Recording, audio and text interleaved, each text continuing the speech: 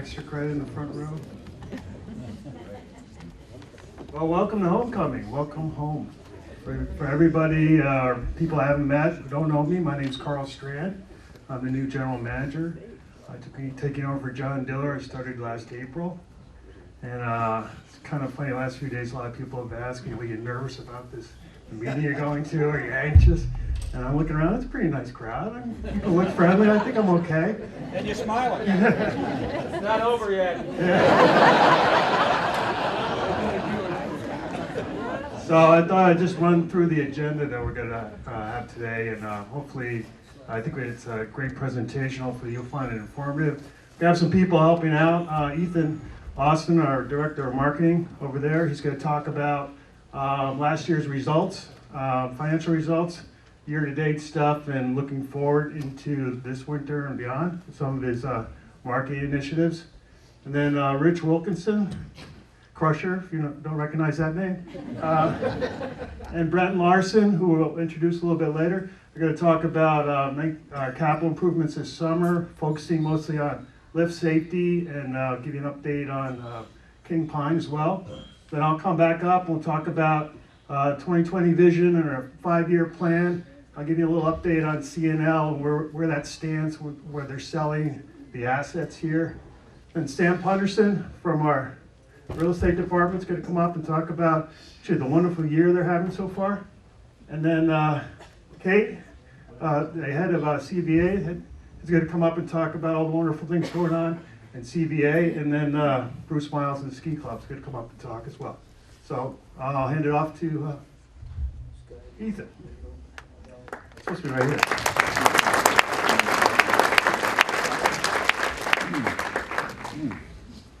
Good morning, everybody. Good morning.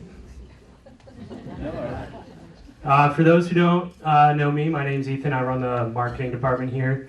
This will be my 10th season working in Sugarloaf, and I skied here since like 1989, so I know I'm still a newbie compared to most of you, but I'll try not to screw up too much. So, like Carl said, I'm just going to try to run quickly through some results from last year, kind of an outlook for this winter and some things we're working on. I'll try not to take too long on mine because we got a big presentation, so we'll get right underway here. So last winter was financially speaking, a great winter for Sugarloaf.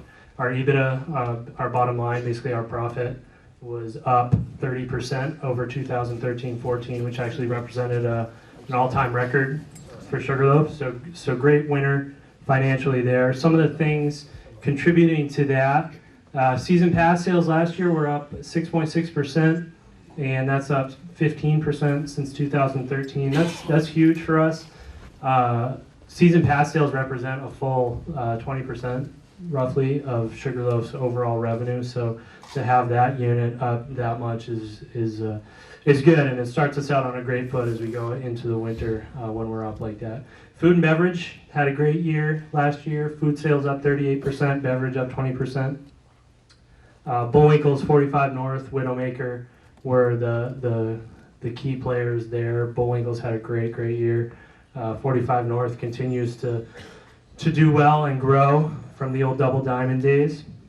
Retail had a great year. A lot of that was driven by the new tuning machine, the Wintersteiger machine we installed there last year has really transformed their tuning business. They're doing a lot more business down there, and the tunes are fantastic. The quality of the work they're doing there is incredible. Snowmaking, if you recall last year, we were up here talking about how snowmaking really hampered us financially in the previous year because power costs were so high. Totally different story last year. We didn't see the big spikes in the power costs like we had in the previous year, and we did a really good job of taking advantage of some early cold weather. So we were making snow in early November. We lapped the whole mountain by, I think, early December.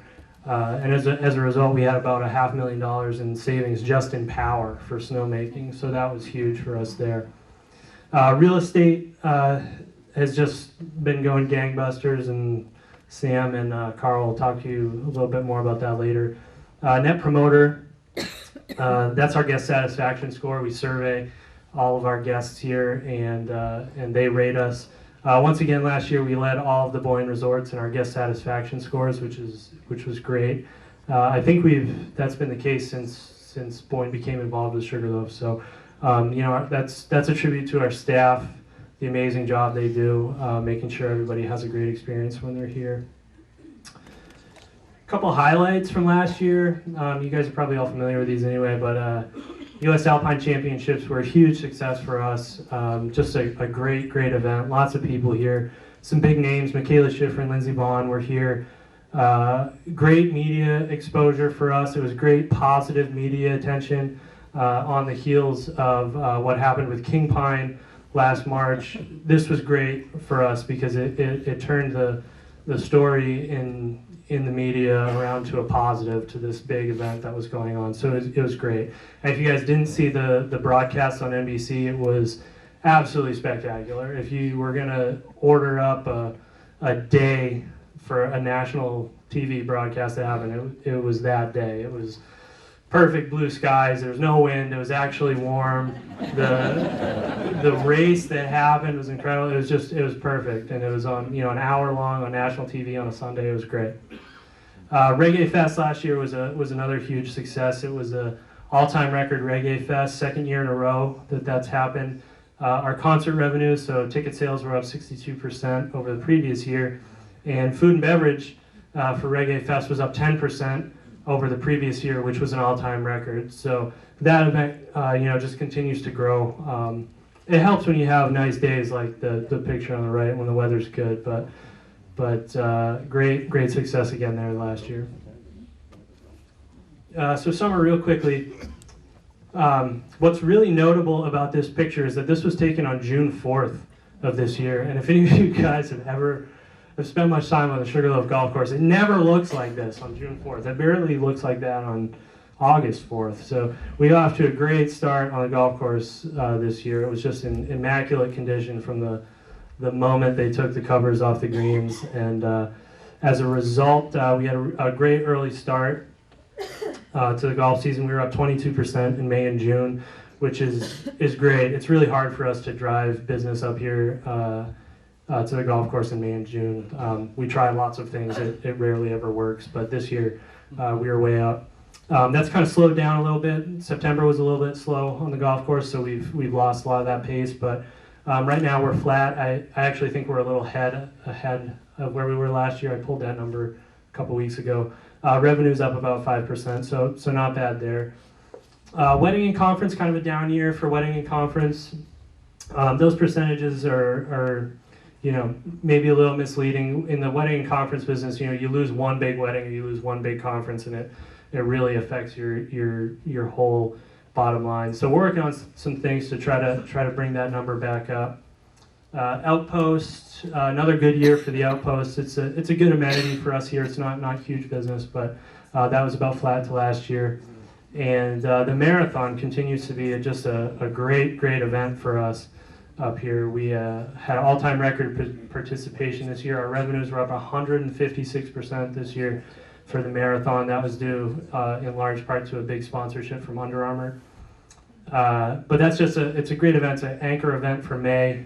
We had a record May this year, mostly because of the marathon. We don't have a lot else going on up here in May, so that's a really key event for us. Looking ahead to this winter, just quickly, a few of the things that we look at when we're planning for the winter. Season Pass right now continues to be a good story there, 9.5% up over last year, and last year was 6% ahead of the previous year. So continuing to grow that Season Pass product, which is, like I said, pretty important for us. Our deadline is Monday, so if any of you haven't bought your Season Pass, please do so by Monday. Lodging pay is kind of a mixed bag here. Overall, we're down to where we were last year. A couple of the reasons for that: December and March are off. March is a big Canadian vacation period for us, and the Canadian dollar right now is just really bad. So we're working on some ideas to try to mitigate that.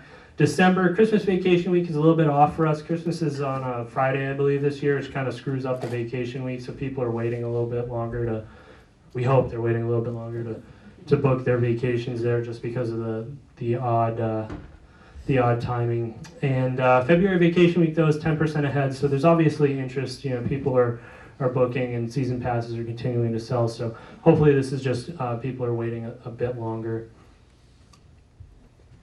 Some of the things that we're working on for this winter that you'll see.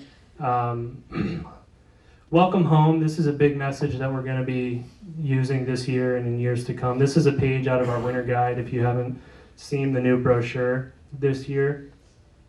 In thinking about what our guests, consumers would be feeling coming into this winter, we knew they wanted a sense of security, given some of the events that happened last year. I think everybody in this place probably considers Sugarloaf, if not their primary home, their secondary home. So welcome home is a really resonant message for people. And it's when you're home, you're safe. When you're at your home, you're secure. You're with your family. You take care of your family. So some of these feelings that we're kind of trying to convey in the messaging this year. True Blue, you guys have probably seen some of these True Blue pieces that we've done over the past years. This is sort of our content marketing arm, and this year we're working to expand it into sort of some more long-form storytelling. So we kind of experimented with it last year. Some of you probably saw the World Cup documentary that we did that Taylor Walker, our videographer, did last year. Had great results. It was one of the best videos that we've ever put out in terms of viewership numbers. It was actually selected to the Maine International Film Festival this summer, so it showed for a few days in Waterville and Augusta. So great response to that. So we're going to work on growing that this year, finding some of the really interesting stories that are up here, and really letting our content team, Jamie and Taylor, really dive into it and do and really tell those stories really well. Kids and families, we've done a great job over the last 4 or 5 years of appealing to sort of the core skier with Bracket Basin, some of the gnarlier terrain that we've been opening. I wouldn't say we've lost sight of kids and families, but maybe we feel like we got to continue to focus on them. So we're working hard to appeal to that demographic. Kids Ski Free program, now in its 3rd year. We moved the deadline around a little bit there, but that continues to be a good program for us. Working on some new kids events, trying to make those a little bit more robust. One of the ideas that we have that we're going to try to pursue this year is a Christmas tree lighting ceremony in the village. Some things to just animate the resort a little bit more for kids and families. And one new interesting program that Tom Butler is introducing in the Perfect Turn department is called Flake. And Flake is a GPS tracker. So kids in Tom's programs will be equipped with this GPS tracker, and it allows you to do a lot of things. One of the cooler things is that at the end of the day, the parents and the kids will be able to print out a map. So they'll be able to see where the kids spent their whole day. They'll track all their runs. There's a whole back end to it where instructors can connect with families, and it's a really cool program. And maybe the biggest benefit is that we know where the kids are at all times. It's not like we're losing kids on a daily basis, but it does happen that a kid will take a wrong turn, and those 5 minutes when you don't know where that kid is really, really nerve-wracking. So with this on them, there's an added layer of peace of mind. We'll just know where the kids are at all times. Email, online, and social. If you remember a few years ago, we were up here with a slide. We were talking about how since 2011, 6% of our traffic to our website was mobile, and then it grew to 15, and then it grew to 25. Well, now it's 49% of all the traffic to our website is on a mobile device, so a phone or a tablet. So the last couple of years, we've focused on making the website and our email templates appear correct on no matter what device you're on, so responsive templates and a responsive website there. And now we're really working on trying to deliver content to people. We know they're on their phones and they're thinking about Sugarloaf wherever they are. So now we're really focusing on getting content into their hands. One of the ways is through email. Noelle is our email queen. We send something like 3 or 4 million emails a year. It's a very effective, cost-effective promotional tool for us. And we do some cool things with those. We are working on dynamic email content, so you'll be fed different images depending on the type of consumer you are. If you're a family, you'll be fed kids and family-friendly images. If you're a single 35-year-old skier, you'll probably be fed more aggressive imaging. Transactional emails. Yeah, I don't know what aggressive imaging means. I had to say something.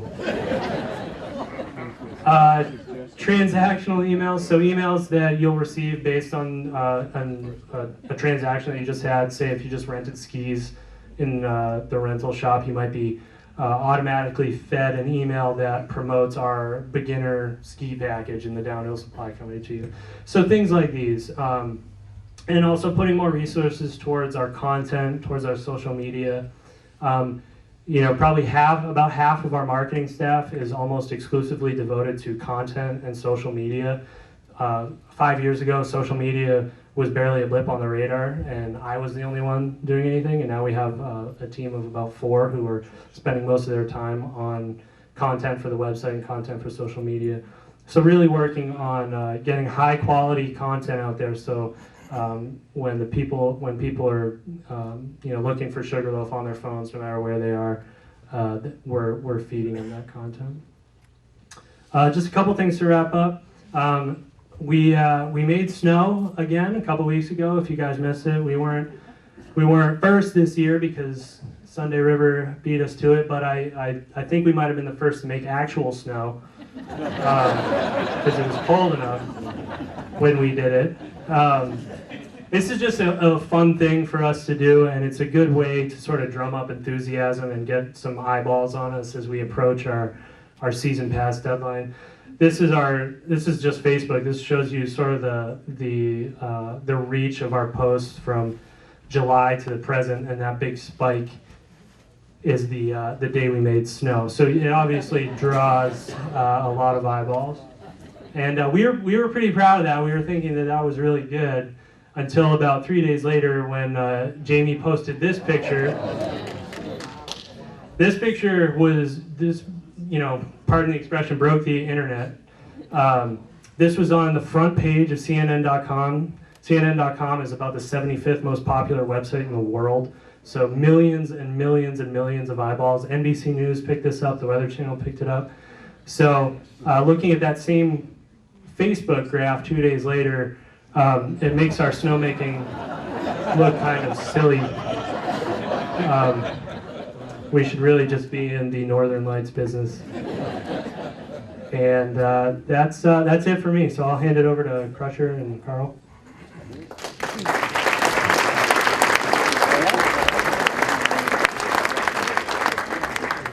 Does anybody know how to get into the Northern Lights business? You recognize what that picture is? King Pine, right? Correct. That's the where the old King Pine terminal was and where the new one's being formed right now. And like any good construction picture, you have workers over here and a couple people watching. So this summer, obviously, since the King Pine rollback incident, we focused a lot of our attention, almost all of our attention, on lift safety. One of the things we did as soon as the resort closed down is we invited a group of lift engineers, lift maintenance experts, and lift inspectors to come and look at all our lifts. And what they did, they spent about 2 weeks and they identified there's about 7 of our lifts that needed to be up to where we wanted to be, was leading the industry in maintenance and safety practices. So we dedicated $1.5 million this summer to doing those upgrades. One of our lifts, unfortunately, we couldn't upgrade. We're going to talk about that a little bit later. But putting all this money in here, that's one part of the equation, is putting money to the problem. But the other part of the equation is how do you change the culture? How do you get everybody here, at least employees, and then for a while we'll talk about it, riders, all in on lift safety.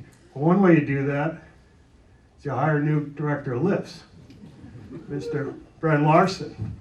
Gentleman right over here on my right. Brent comes to us from Snoqualmie out in Seattle, where he was the vice president of operations, similar to what Crusher was. Prior to that, he was at Sunday River, where we worked together, and he was there for about 6 years, and then originally from Michigan. And I've been able to work with Brent, and tell you, he's a great guy to work with. He's well respected by his peers and also the people that work for him. Detail-oriented, great with training. I think exactly what we needed for this position. So I just want to introduce Brent. He's going to say a couple words. Thank you very much. So hello to all of you, good morning, and welcome home.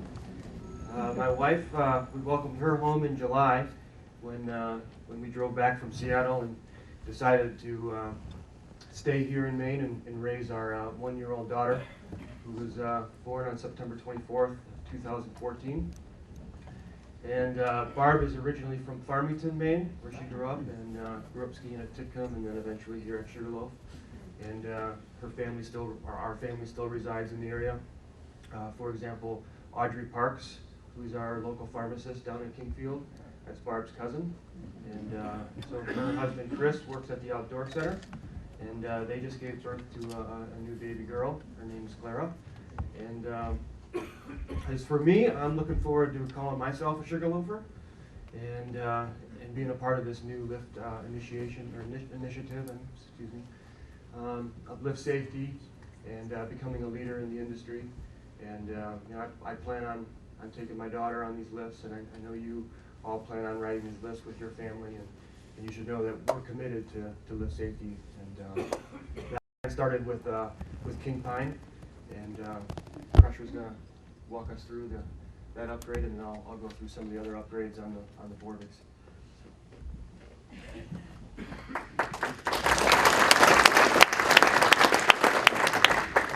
Thanks, Brent. Welcome home, everybody. Look forward to another season. King Pine. Okay, we are doing a new Doppelmayr terminal up there. The entire terminal is going to be brand new. The installation timeline for it is we plan on opening it to the public in mid-December. Our goal is sooner than that, but we're giving ourselves a little wiggle room there. This is what it looks like up there right now. We have all the concrete done. I was told to put a plug in for Haley Concrete. You're welcome, Helen. It's the same terminal as Skyline minus the loading conveyor. We did lay out the foundation so we can put a future loading conveyor in if we think we need it over there, and we have plans for it in the 5-year capital plan. Lift upgrades, like Carl said, we had some engineers here, and we went through all the lifts. We actually had 2 different sets of engineers here back in June, and went through everything, came up with lists and punch list and plan on upgrading all these lifts, and I'm going to let Brent talk about that.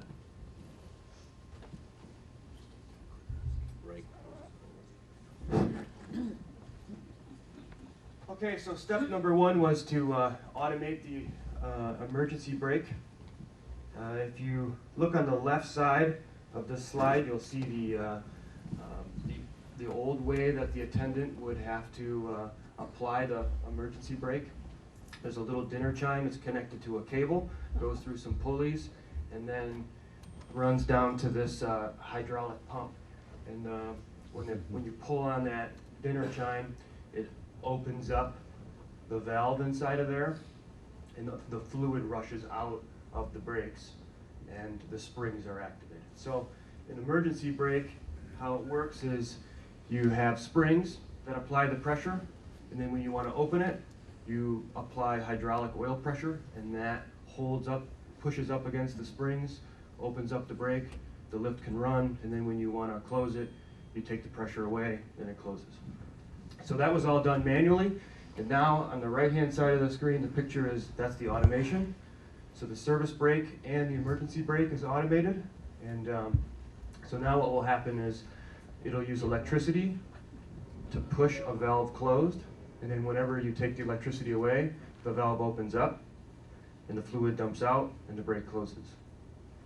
So now the operator will just push the red button with the yellow shroud. That will interrupt the electrical circuit and the brake will close. So that was step number one that we needed to do before we could make any other upgrades. So step two was to install this rollback detection device. All the components are on the left-hand side. There's a little bracket, like a housing bracket. On top of the bracket, there's a little sensor, and then there's a round puck. And that puck rides underneath the sensor, so when the bull wheel is going in the forward rotation, the puck sits right underneath the sensor and says, okay, I'll continue to provide electricity to that valve that's holding the oil in place, like we talked about in the first slide. And then if the bull wheel reverses its direction, the puck will slide out from underneath that sensor, which will then disconnect the power and open up that valve, and the electric brake will come down. So why is that so much different with the King Pine and the other older lifts? It was manually operated. That was a long delay between your human brain has to say, okay, this thing's rolling backwards. If I'm not standing right next to the dinner chime, I have to walk over, I have to pull it. Now, if it moves just 3 inches, instantaneously it opens up that valve and the oil rushes out. So that way the lift won't have time to speed up in the reverse direction before the brakes are applied. And it rides on top of the bull wheel. That's the picture to the right. And the last improvement that we've made is this over-under speed sensing system. The picture on the left is a centrifugal switch that we believe is what failed to drop the drop dog. So on top of the bull wheel, there's like little metal wedges, and there's a drop dog that rides on those wedges. When it reaches a certain speed, that centrifugal switch would send electricity to a solenoid, which would raise that drop dog, and then in a reverse rotation, it would drop it and hit the wedge and not allow the bull wheel to go backwards. We believe that switch failed during the King Pine, and in the reverse rotation, sent electricity and raised it back up. So this new system uses this little sensor in the middle picture, just like the rollback detection did. And what it does is it counts the spokes of the bull wheel, and it converts that to RPMs. And when it reaches 6 RPMs, a timer kicks in, and it waits 5 seconds to make sure that that's the right speed, and then it lifts up. And then as soon as it drops to just below that 6 RPMs, the dog will drop. And then if you sped the lift right back up again, it wouldn't lift. It has to wait 5 seconds. It's state of the art. It's not required, but we decided to get rid of that centrifugal switch, go with this new upgrade, and it just shows that our commitment to being leaders in the industry is one of the reasons why we did it. And that completes the 3 upgrades that we did, and now Crusher's going to have the pleasure to talk about Bucksaw. And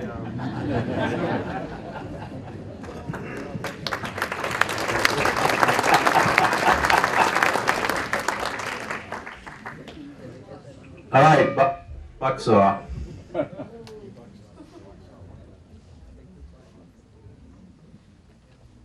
We took grandfathered out of our vocabulary here on our lifts, and a lot of people across the country are taking that word out too at the ski areas.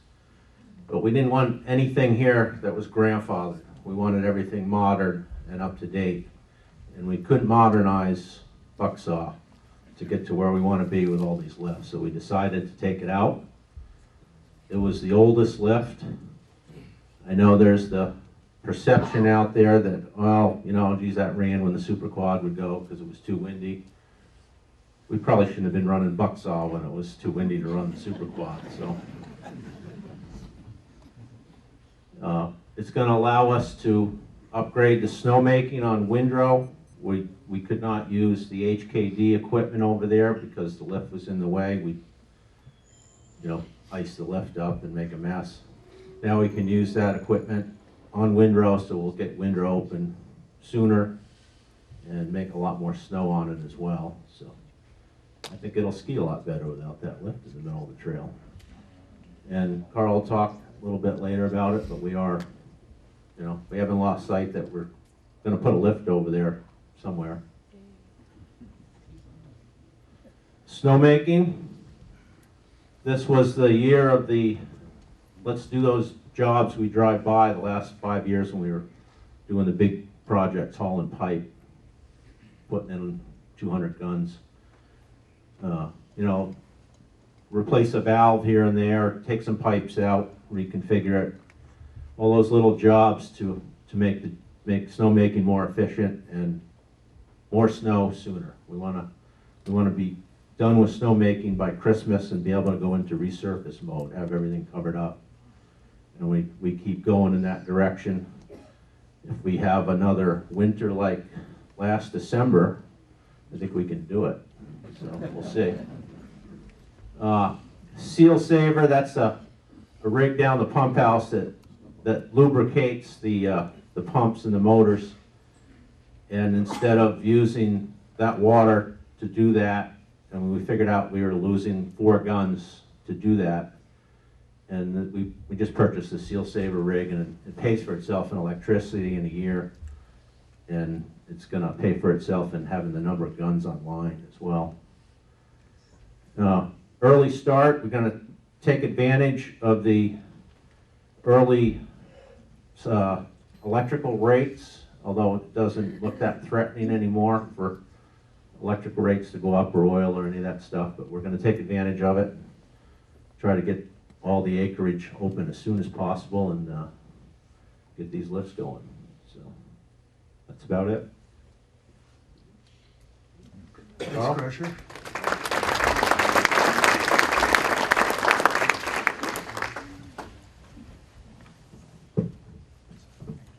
So, this one, can you hear me? Yeah. Yes. So one of the things we did this summer is revisit our 2020 plan, and one of the things I've been asked by my boss is to put together a new 5-year plan. We want to share that with you, but first I just wanted to give you all an update on CNL. Everybody knows who CNL is. CNL is a REIT that owns the assets that are Sugarloaf. So all the land, equipment, and buildings are owned by CNL and this REIT. And the REIT is, we call it a lifestyle REIT. We're one component of that REIT. And there's a ski resort component that has about 24 ski resorts around the United States. They have an amusement park component that has about 20 amusement parks and water parks. Then they have a golf course component and also marina component. The REIT itself was a 15-year REIT. Its life expired last December. So CNL has a number of options they could pursue, but what they decided to do was to sell off the assets, and they're in the process of doing that. But Boyne, who's the operating company that we work for, has a lease with CNL it was originally a 40-year lease. Now I think there's still 34 years left. And that lease will survive any ownership changes. So whoever the new owner is going to be, Boyne will still be the operator. So they'll have consistency there. But one of the things I did want to talk about is how does that, the whole sale part, implications for our capital, and capital is really what drives our 5-year plan. Well, there's a mechanism in the lease that Boyne has with CNL that 6% of the revenue each year goes into a reserve fund that's used for capital. And that's the funds that we use this summer to do all the lift improvements and so forth. They had another mechanism to get capital, which they call additional owner investment. And that would be for large projects like renovating a hotel or a restaurant or a new lift. What we would have to do, or Boyne would have to do, is put together a business plan, submit that to CNL with a return on investment a reasonable return on our investment. And then if they approved that, that would go on to the total asset base of the whole company, and then our lease would go up proportionally to that asset base. Does that make sense? That funding is no longer available right now because they're going through the selling of it. So right now, most of our 5-year plan is based on the CapEx capital that's in the lease.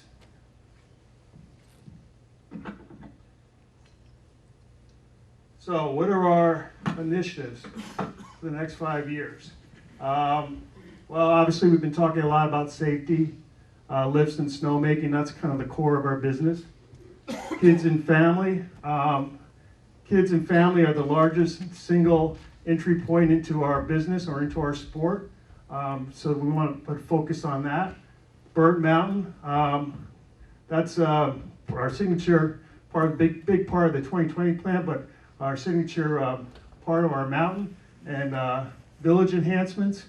Talked about that, I believe, in the last few years. That's really investing back into our infrastructure. I want to talk a little bit about summer business and then real estate. So lift safety, we talked a lot about putting money into it. We talked a lot about the culture of it. But the other thing we didn't talk about yet is communication. After the King Pine incident, I got a lot of letters from season pass holders. I'm sure some of you here are talking about, well, how do we express our concerns about lifts? How do we talk to you? How do we know that you're listening to us? So what we did is we put together a website that you can access right off our. Sorry. You can access right off our. Are you playing with the? Who's playing with the mic? You can access right off our website. You click on Mountain, and there's a drop down that says Lifts, and you drop right in there. This has been up and going, I think, for a couple of months now. There's basically 4 sections to it. The first one is Home, and in that section it talks about all the lift improvements we've been doing over the summer. Very interesting. It's chronological, so you can go in there and look at that. About kind of talks about the mission of what the website's about, why we did it. Lift details has paragraphs about each lift, so if you want more specifics of how old the lift is, how fast does it run, how many horsepower, so forth. And then lift safety, we have a whole section there about what we're doing in lift safety, but also what the rider should be doing in lift safety as well. So it's a holistic approach about lift safety, doing our responsibilities, but everybody's responsibility is to ride the lifts in a safe manner. Then we also have a feedback mechanism. If you can see that, it says let us know. You click on that and we'll send an email about any questions or concerns you have, and then we'll get back to you. We're going to answer those. So I think it's a great website. If you guys have a chance, you should check it out. Crush is going to talk a little bit about lifts and what we're going to be doing in the future. Did you know you were going to do this? I suspected it.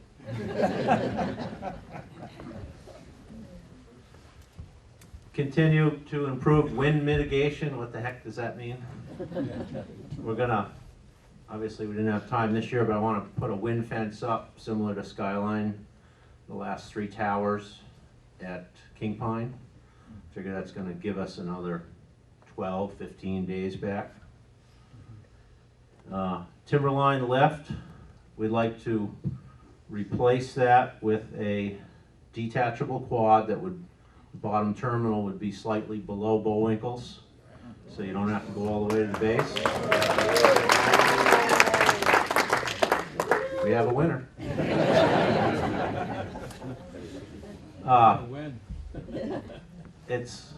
I can't train these guys. It's King Pine conveyor. It's not a carpet. It's a loading conveyor. But we'd like, just like Skyline, we'd like to put that in at King Pine as well. That keeps the lift running smoother. You have a lot less misloads. You're not shutting it off. You get more people an hour up there. So, Burnt Mountain. We're talking about putting a T-bar up kind of the belly of Burnt Mountain, Bracket Basin. You'd have to still traverse in there, but you could stay in and do some laps in a limited area. Wouldn't access the whole thing. The further east you go, the more work you still got to do. And we're also talking about, yeah, we're not going to ruin it. We're also talking about putting a snowcat road up the very east end of the east side of the project. And we can do some snowcat skiing over there too. Very few people go over there, make it all the way over there. The snow stays really good. And a snowcat, you know, you'd put 20 people an hour up there. So it wouldn't ruin the experience, and it would be a hell of an experience for Eastern snowcat skiing in the east. Sawduster.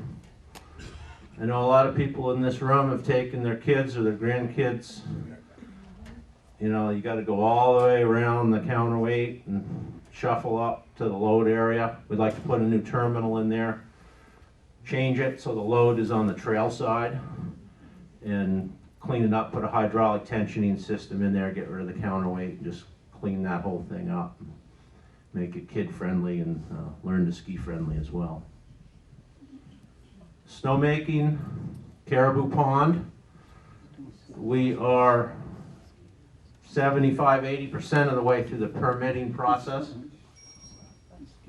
Oh, Bucksaw, sorry. Thought I talked about that. Yeah, we're looking at doing real estate development over there going past the timbers, and we'd like to put a detachable quad over there. That would help in the wintertime, take some crowding away from the Super Quad, as well as a summer operation at Bullwinkle's. How many people want to get married at Bullwinkle's in the summer? So that would be a huge hit. Caribou Pond, we're pretty well through the permitting process up there. We still have a little bit of work to do. We're going to start back on that this year. We'd like to put a 4-foot high dam up, remotely operated, and then we can release water and run it down to our pump house. Just let it flow down the river when we need it for snowmaking, basically double our snowmaking capacity. We'd have to put a new pump house down there on the golf course, and we'd start it, you know, first phase we'd probably put 3 pumps in, and then in a few years probably put another 3 in, so that would give us 12 pumps. And then, I don't know, maybe we could have this place covered by Thanksgiving if we have that much water. We're at 4,800 gallons a minute right now. We'd like to take it to 9,000 to 10,000 gallons a minute, which would be substantial. Sunday River's 8. Yeah, Sunday River's 8.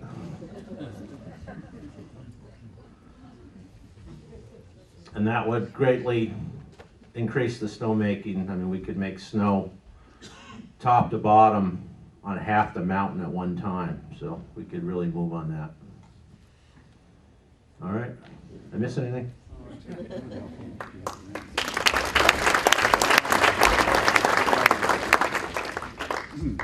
We didn't rehearse that part. So kids and family, like I mentioned earlier, it's the largest single driver to new skiers in our industry and our sport. And I think looking at our programs right now, I think we have awesome programs. Not only for daycare, but also for young skiers. But I do think that where our programs are inconvenient to families.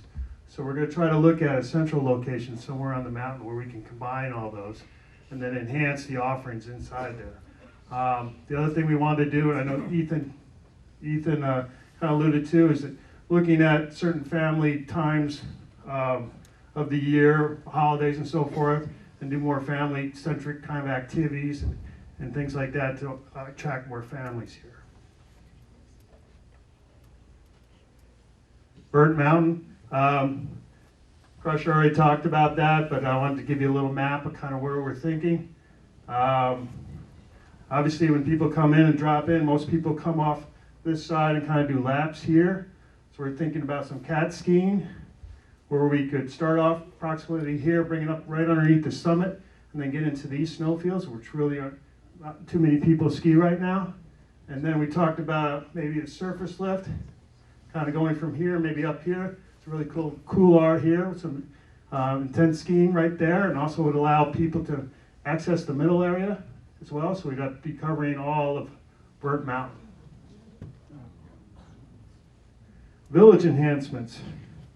Well, just basically, that's investing back into our infrastructure, keeping our brand vibrant, adding value, updating our conference areas, or continuing to F&B areas, narrow gauge. We'd love to get that big cooler out of there, open up that whole space.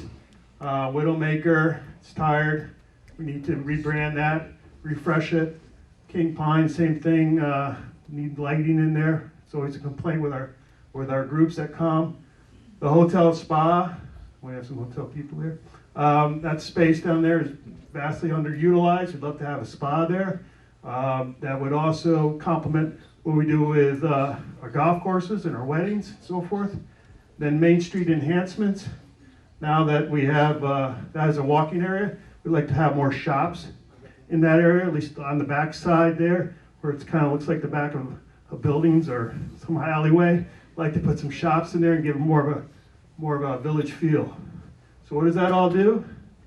That helps us promote larger conferences and attract bigger conferences.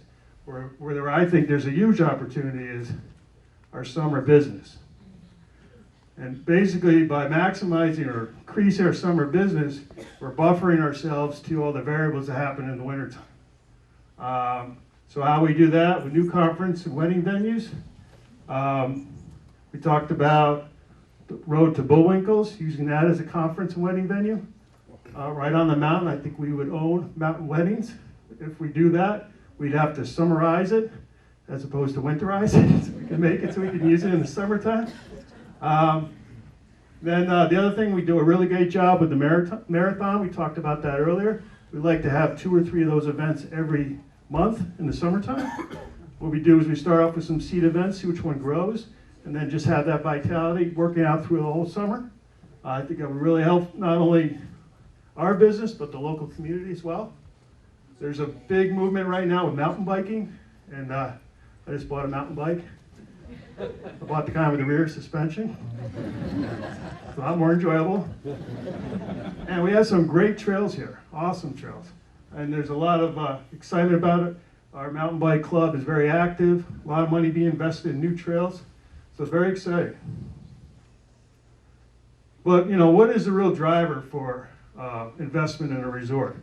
It's really real estate. And there's about $6 million of development real estate that is part of CNL that Boyne has not had access to yet for various reasons, economy, so forth.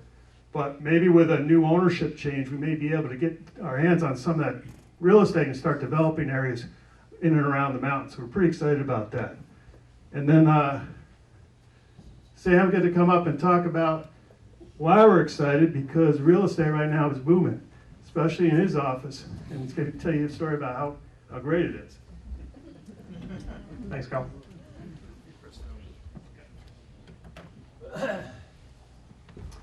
Hi everyone, my name's Sam Punderson. For those of you who don't know me, and I always like to say that I'm married to Kate Punderson. Puts people at ease after they meet me.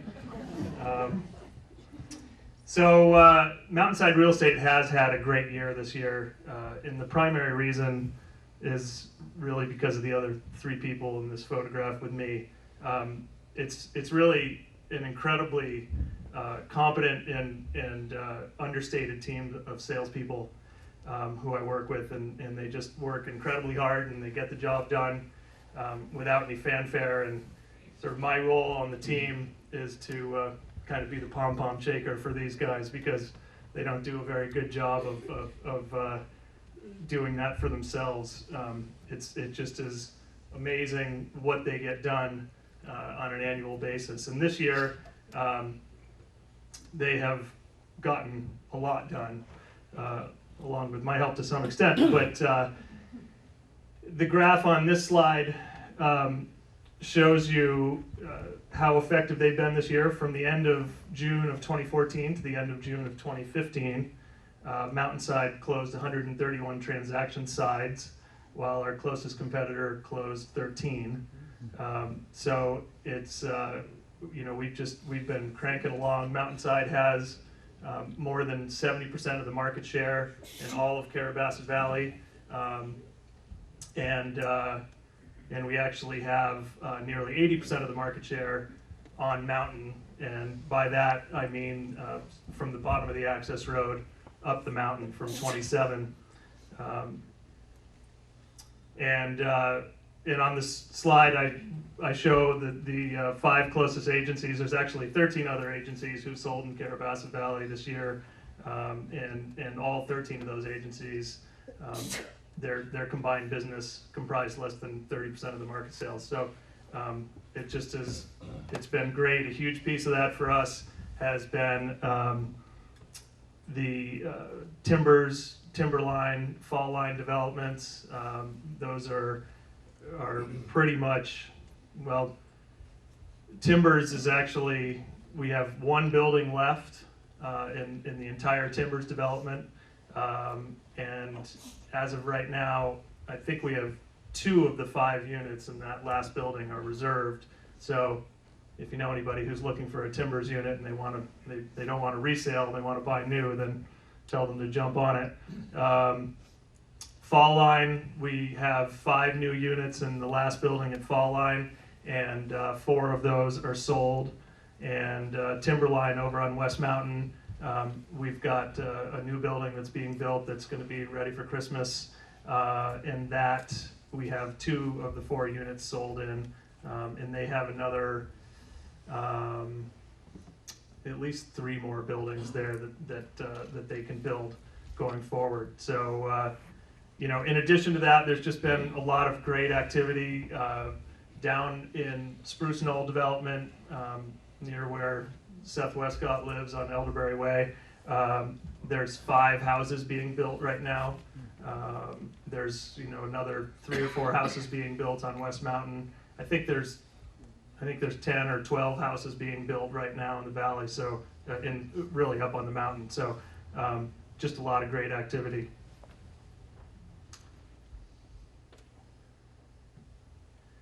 One of the reasons that our market share has increased over the last year is because we really tried to boost our on-mountain marketing presence. You may have noticed some of the stuff we did in the front window of our real estate office. We've got a display there. We've got a flat screen TV that scrolls listings up at Bullwinkle's that a lot of people have reacted pretty positively to. So we're going to continue that around the mountain during the course of this coming year.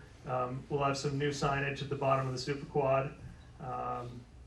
We'll have a couple of new flat screen displays, one installed in the base lodge near the King Pine Room, and one installed in the hallway of the Sugarloaf Sports and Fitness Club. A new rack card kiosk to be installed at the check-in center, and we're actually going to complete the flat screen installation. We didn't get everything done at Bullwinkle's that we wanted to last year, so we'll have some information, some marketing collateral there with that. And continuing our relationship with the Maine Magazine on the Sugarloafer issue. So that issue that you see every year from Maine Magazine, we actually put some money into that to make that happen, which has been a great relationship. So since I'm a salesperson, I can't pass up the opportunity to let you know that as loyal Sugarloafers, it's important to know that Mountainside Real Estate is Sugarloaf's official real estate agency. So anytime you send us business, you're sending Sugarloaf business, and the proceeds that from our sales get spun back into the Sugarloaf Corp. So we appreciate and love your business, and that's all I've got for now. Thank you.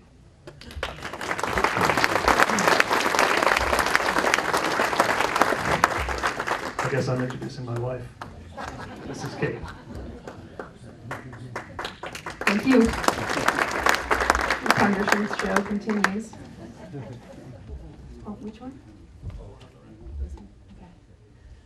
Okay, good morning. Thank you for your patience. My name is Kate Weber Punderson, and I'm just entering my 5th year as head of school down at CVA. For the new Sugarloafers in the room, CVA is a middle and high school right down at the bottom of the access road, and our mission combines college prep academics, focused training in skiing and snowboarding, and responsible community living. In addition to the academy program, we also run a weekend program. We run summer camps and winter training camp opportunities. Let's see, so for the outlook for this year, it's been a great fall. This year we'll have 100 students at the academy.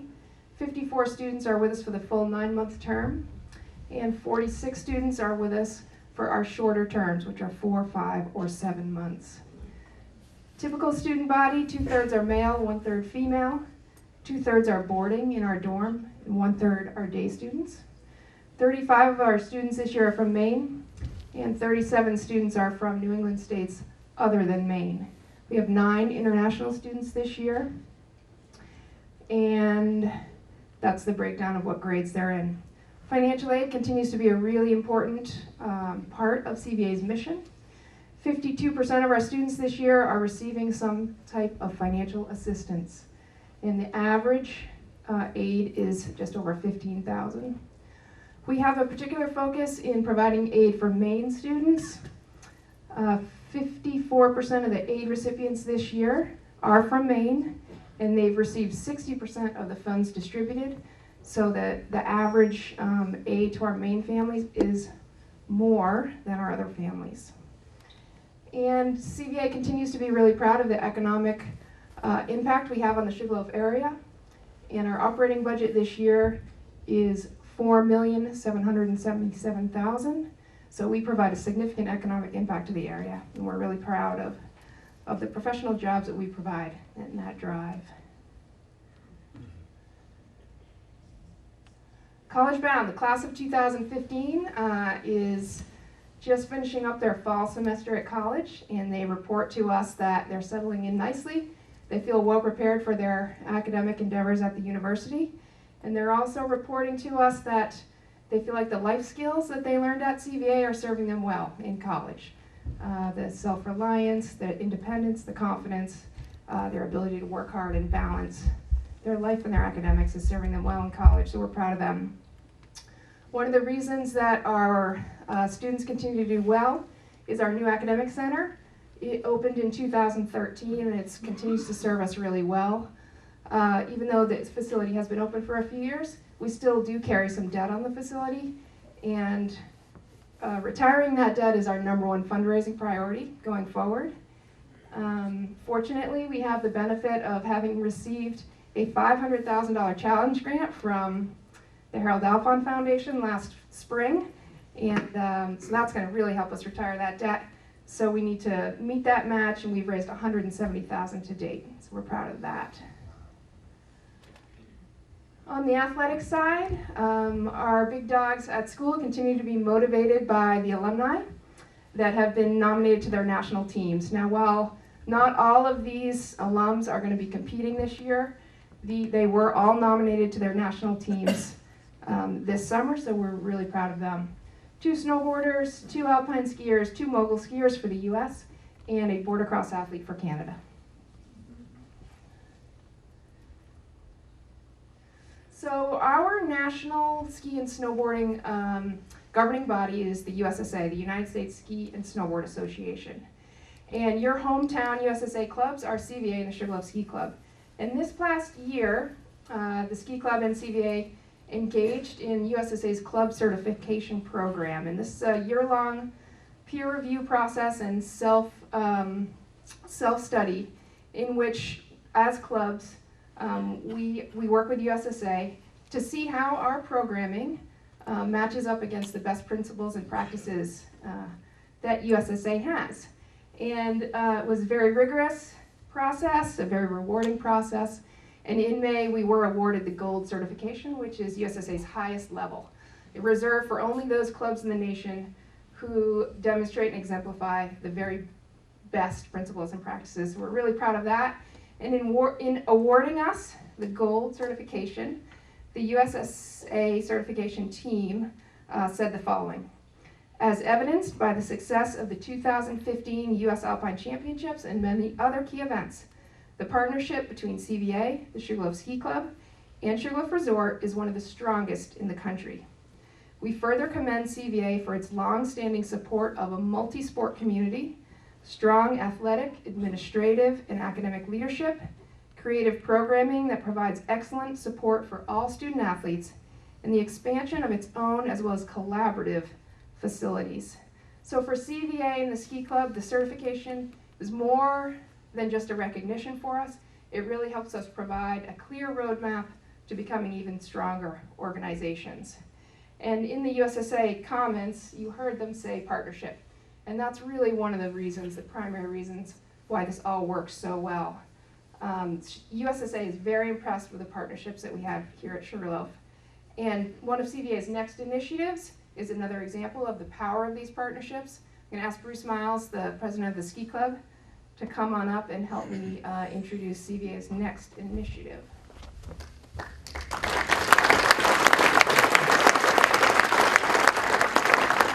So as many of you have already heard, possibly, our three major partners, which I just talked about, Sugarloaf, CVA, and the Sugarloaf Ski Club, are joining forces to construct a new competition center.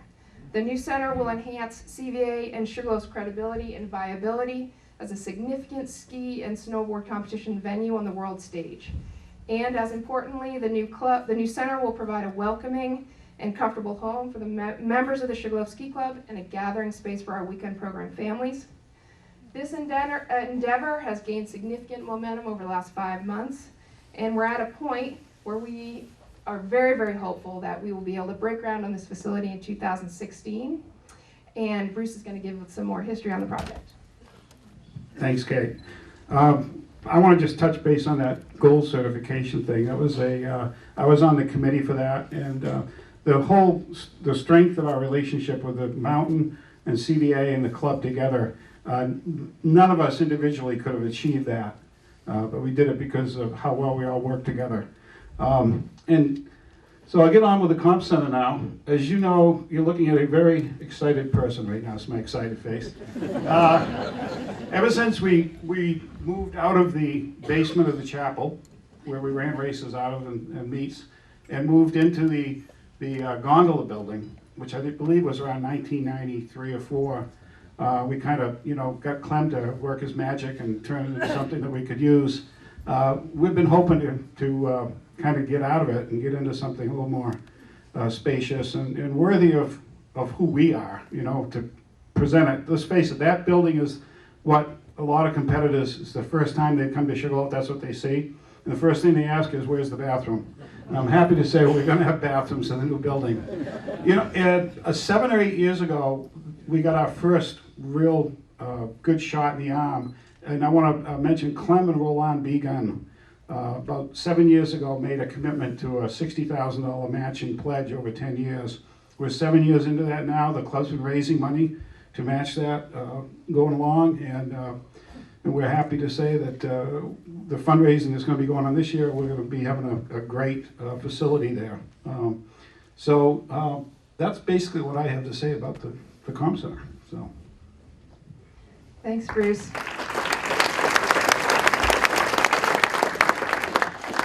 So the new competition center will be an asset of CVA, but it will be operated by Sugarloaf. It will remain in its current location. It will utilize the old gondola building like it does now, and then a 2-story addition will be built up the hill. A few key facets of the new comp center: it will have a 150-seat great room for socials and family and team lunches for conferences and weddings in the summer. It will have a large wax room and tuning room. There will be 100 ski lockers available for rent to ski club members, and it will contain offices for the ski club, the Sugarloaf competition department, and CVA. We'll also have a club history room and a conference room. So we're excited about the project. We anticipate it will cost $1.6 million, and we're working now to secure a substantial lead gift. Securing that gift will be imperative to the project moving forward this year. But we feel very confident, and in addition to that gift, we will be looking to the greater Sugarloaf community to help financially with this endeavor. So I want to thank Bruce and thank Sugarloaf for helping us move this project forward. So in closing, I would just like to say thank you to Sugarloaf. Thank you to all of you for supporting youth sports and education in the CVA programs. We couldn't do it without you. CVA obviously feels very strongly about the value of engaging kids in competitive sports, and we couldn't do it without all of you. And with your support, we really are making significant change in positive ways for a lot of kids up here on Sugarloaf. CVA's mascot is the Big Dog, and in closing, please help me launch this year's Big Dogs off on their season like I like to do. Our official school cheer is very easy. It's just go dogs go, and then we give one clap at the end. So I'm going to count to 3. Please all join me in a go dogs go. 1, 2, 3. Go dogs go! Thank you.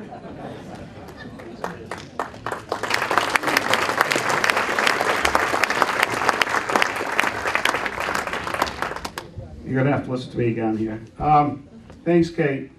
It's been really a pleasure working with Kate. I'm on the Board of Trustees for CVA, and Kate's just doing a great job down there. And as you all know, she's a third-generation Sugarloafer herself, and her family's been up here for years. Anyway, this is our 66th year since the summer of 1950 when the club was formed, and we cut that first trail in that fall. I wasn't there, but probably somebody in the audience was. It's been quite a run. As you know, the history of Sugarloaf is the Sugarloaf Ski Club. I mean, we started it, 5 years later formed the corporation, and the rest is history. I want to let you know on the building, up at the Sugarloaf Ski Club desk, there is the rendition with the architect's drawings for the floor plans. And there'll be somebody there for the rest of the day to answer any questions about what you're looking at. So we're pretty excited about that. The Ski Club has a lot of functions that will be happening this year, starting tonight with our Oktoberfest dinner, which is sold out, by the way. We've been advertising that for the last couple of months at the Outdoor Center. Then we have our Tuesday socials, which start in January, once a month. We have the Spaghetti and Skate dinner and skating party at the Outdoor Center for families and kids, which has turned into a huge event. And North of Nashville is coming back March 19th again to play for our snowball. So I know you're all going to be excited about that. We had over 200 people last year come, and it was a great evening. So mark your calendars for that one. We don't have a U.S. Nationals this year, but we have a lot of, the competition center's got a lot of big events going on. The calendars, the competition calendar, for those of you that are interested in that, is up at the Ski Club desk. There'll be somebody there until 3 o'clock this afternoon. So I welcome you to come up to look at that. So thank you. That's what I have to say about the club. And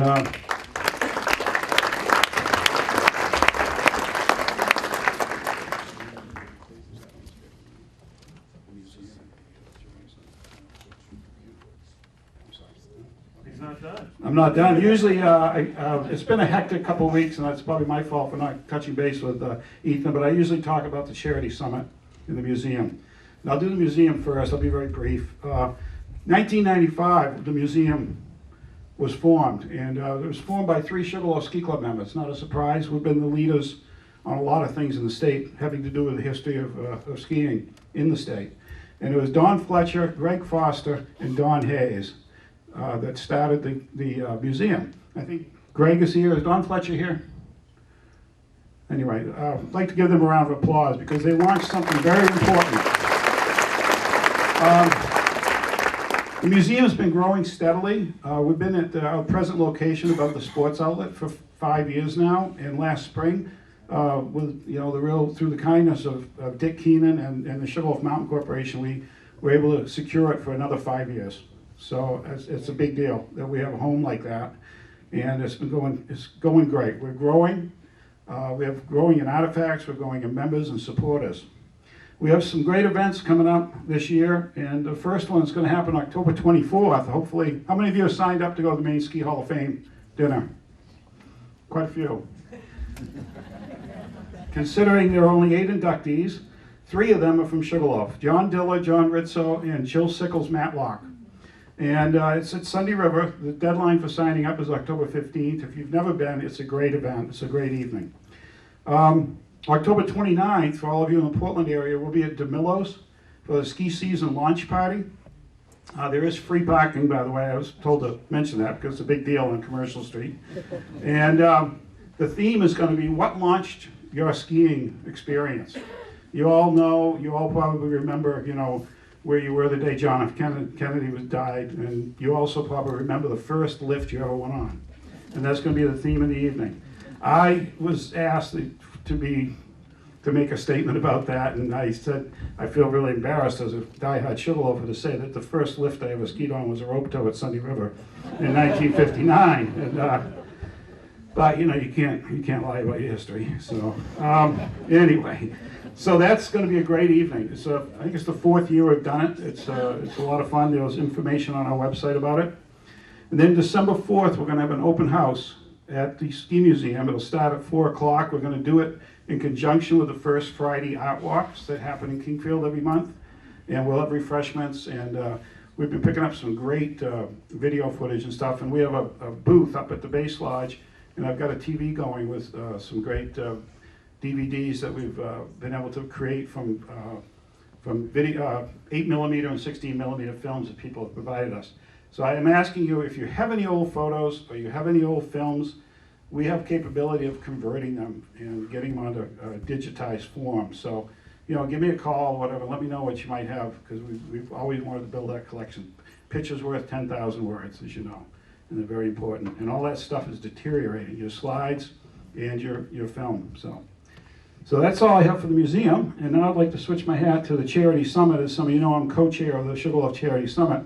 And I'll just say briefly, it's going to be January 30th this year.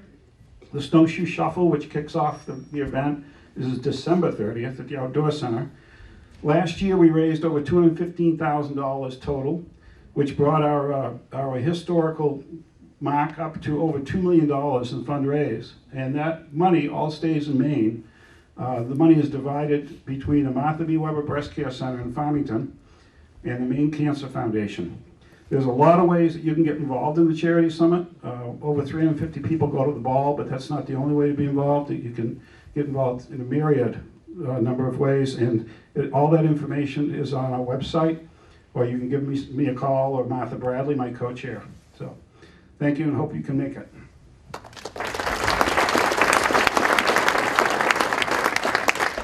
Thanks, Bruce. That's how you work without slides, I guess. Just had the one.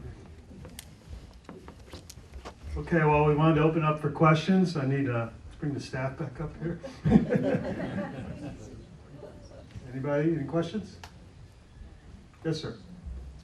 My wife would be mad at me if I didn't again ask, is there any plans for restrooms on the mountain other than bowling? There are. Actually, we didn't put that into the 5-year plan. But we are looking at a facility maybe up near Whiffletree, in the top of Whiffletree. Kind of on the cusp of the 5-year, 5, 6. But maybe we can do facilities prior to that. But you know, a lot of it depends on who the new owner is and so forth. But that is one of the places where we're looking for a signature, another restaurant experience on the mountain. Composting toilets really aren't that expensive, are they? I don't believe so, no. Yeah. Yes, sir. GPS tracking on the children, that's very interesting. Is that just for children that are in a Sugarloaf program? We can talk about that later. We can probably put a program together. It's your own children, right? Okay, good. All right, that'll work perfect. Anybody else? Yes, sir. Yeah, just a comment on the bathrooms, until I'm glad to hear that that's in the works. But one of your first slides of the bottom of King Pine, At a bathroom. there was some porta potties there. Do you suppose you could leave them?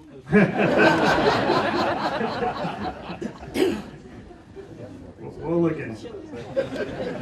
Yes, ma'am. Speaking of grandchildren, would you ever consider extending the discounted season pass rates to kids in New England that you afford to kids in Maine? That would be an Ethan question. We talked about that.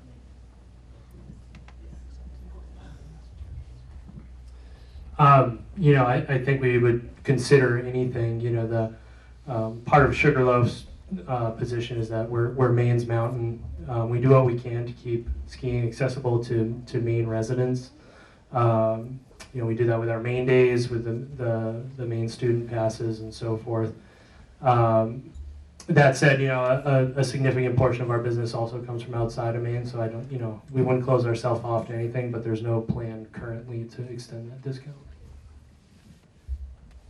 Yes, sir. When do you roughly project replacing Bucksoft? It's in our 5-year plan. I mean, it all depends on what our new owner, with the availability of capital. But I think it does definitely coincide what we want to do with the summer business and Bullwinkles, and also real estate development in that area.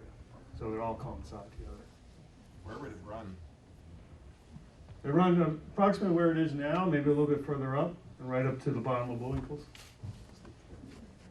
We're looking at a 4-pack detach at this point.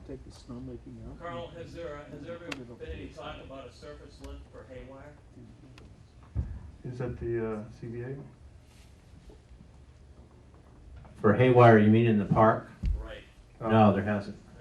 There's been some talk about doing a surface lift on Lower Comp Hill so the kids can lap faster. With probably a project we'll do with CVA. Anybody else? Yes, sir. Any chance of having a cross trail then that would get over to West Mountain Lift? Right now, it would just be accessed essentially out of the Bullwinkle area. But when you're starting to ski down in other sections, that having some sort of a cross trail over would help relieve some of the cross traffic or the traffic that you get on big weekends, which is really what Bullwinkle was most useful for. We're thinking about that now. Yes, sir. Yeah, what year are you looking at putting in the T-bar? Yeah, up to For Burn? Mountain? What? For Burn? Yeah. It's in the 5-year plan. Oh, okay. And also. I don't have details. Sorry? The amphitheater, the outdoor amphitheater you're putting in? Yeah, that's tomorrow, right? Yeah, we're having an opening tomorrow. It's chairs and benches. We could secure a DEP permit to actually excavate one, but Earl came up with a great idea to make it work, so that's tomorrow. Long term, if we do more and more summer business up there, we will look at more of a permanent one. Does anyone have a question? Does everybody know what that is? No. Go ahead, you. Earl Morse approached me a year or two ago and with the concept of doing an amphitheater up.